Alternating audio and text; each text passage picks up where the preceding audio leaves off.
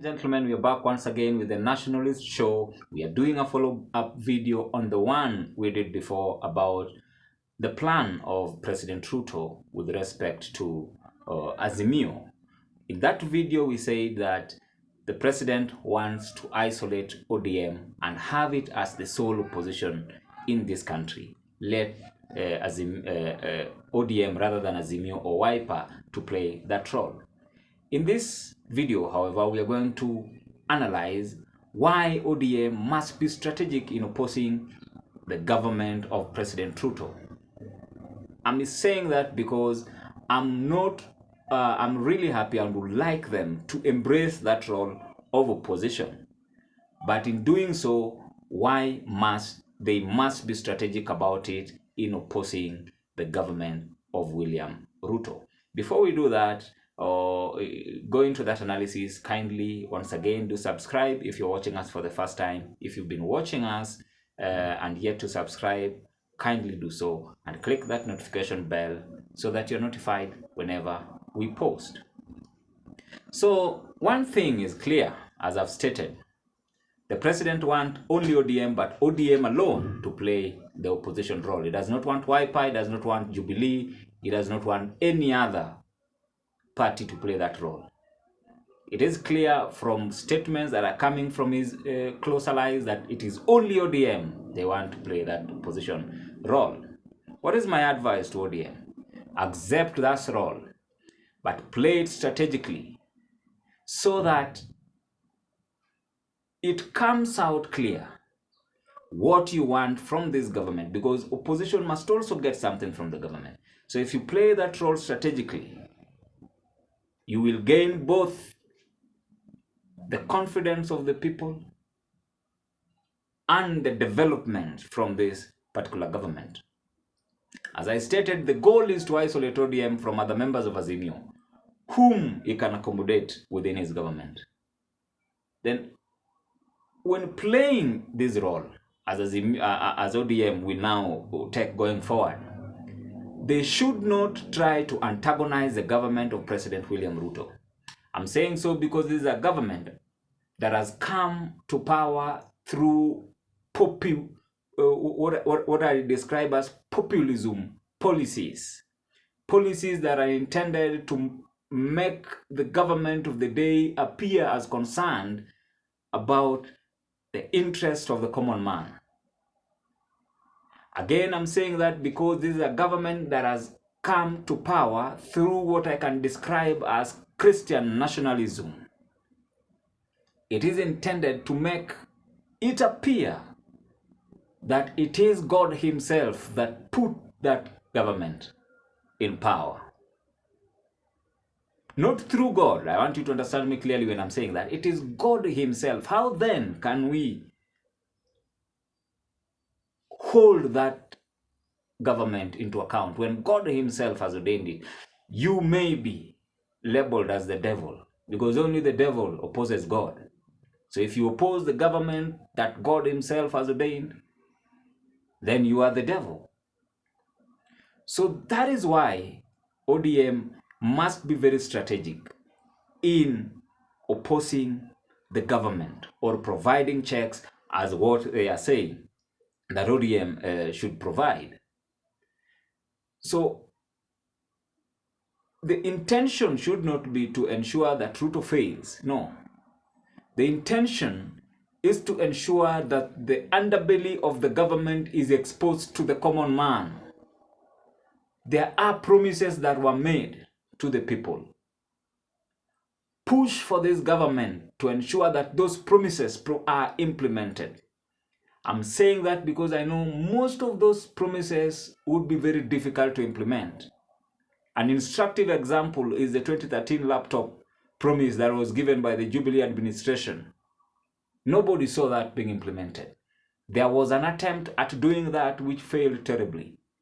So many of these populist policies propounded by the President Ruto, most of them, if ODM can sit down and isolate which particular ones, so that you expose the underbelly of that government, so that the people may see that all these were only said to, gain power, but were not intended to be implemented. That is strategy. That is what I call you set the trap for the government of the day. You use their own document to defeat them without necessarily antagonizing. The starting point perhaps should be the 35% increment that President Ruto had promised during campaigns that he would give to counties through legislation. The words were clear that this is a matter that can be done through simple legislation. The intricacies that surround it are, however, more complex than us mere mortals or common man can understand. There are a lot that can go into it.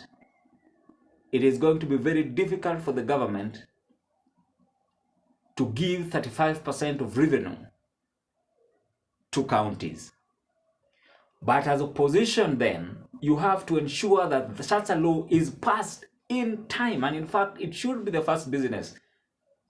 Let the opposition present that bill so that it may be passed, so that the government is boxed into ensuring that that promise is met.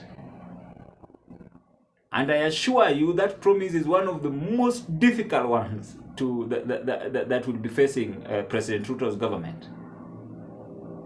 For one, the government there is no money.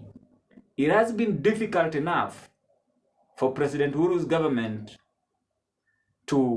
with all the borrowings, to meet that particular obligation. But then it was only 15%. How then is President Ruto's administration going to meet the 35% if eventually it is passed into law? That is setting them up with their own manifesto and allowing people to see how now the government may fail in delivering that kind of promise. That is a very, very huge promise that they made. Another thing is they must push for the establishment of what they call the Hustler Fund, so that the common man must now start accessing these loans in due course. Why am I saying pushing for this Hustler Fund? As I noted with respect to the 35%, there are a lot of issues again that pertains to this. Achieving it is much more difficult than saying it, because you only say by the word of the mouth. That's easy. Implementation requires policies to be developed and requires the government to look for where they can get that money. And I assure you, when they finally come to the realization of where they can get that money, taxes will be so high. Borrowing will skyrocket. I'm telling you this because that is how, when populism takes the center stage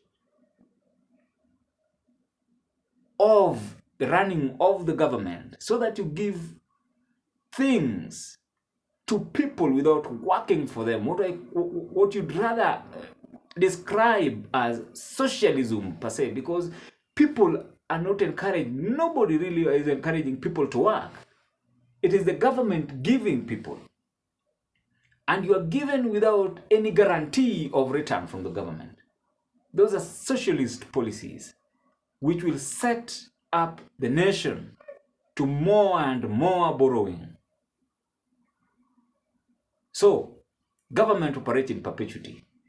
Aside from inheriting the burden of Jubilee government, which has failed fundamentally in addressing the public debt, President Ruto will be faced with the issue of addressing the public debt by his former government, but also ensuring that the new promises that he made are met.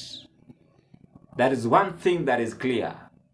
The people of Kenya have proved to be the most impatient of human beings around the world. They will ask these questions: where is the Hustler Fund?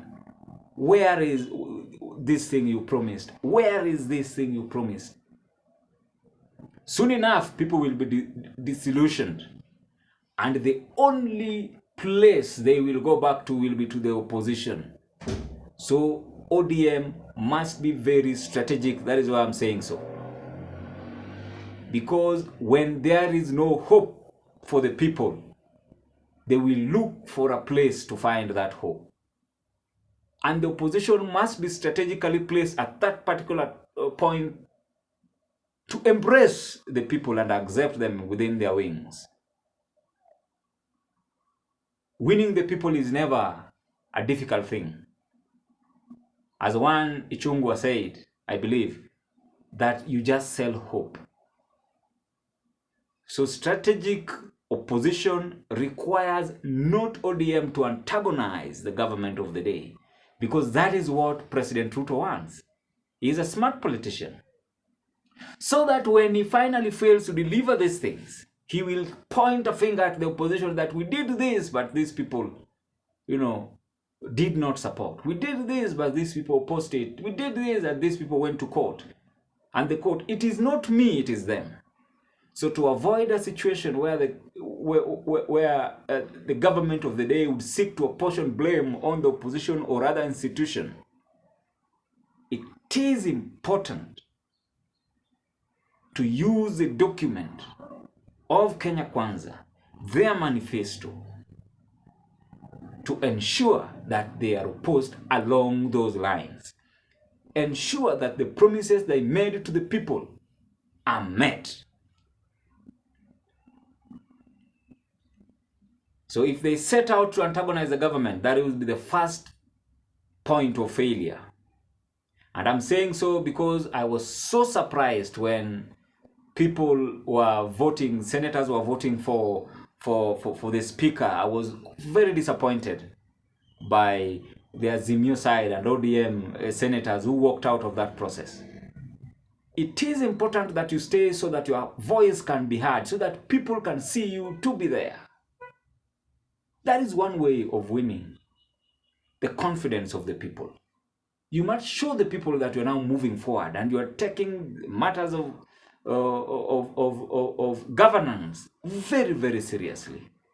And I must say, in the same way, that I was very impressed with Azimio and ODM MPs in the National Assembly. They remained, their voices were heard, they spoke their heart out. Although eventually the vote did not go as they expected, because democracy, as we all know, majority will always have their way and the minority will always have their say. But when there is trouble, it is not the way that the majority had that will be of concern. People will go back in retrospect to see, what did the minority say? They said this, but we never listened. And that is why, my brothers, my sisters, I ask you, if you are going to play the role of opposition, be strategic.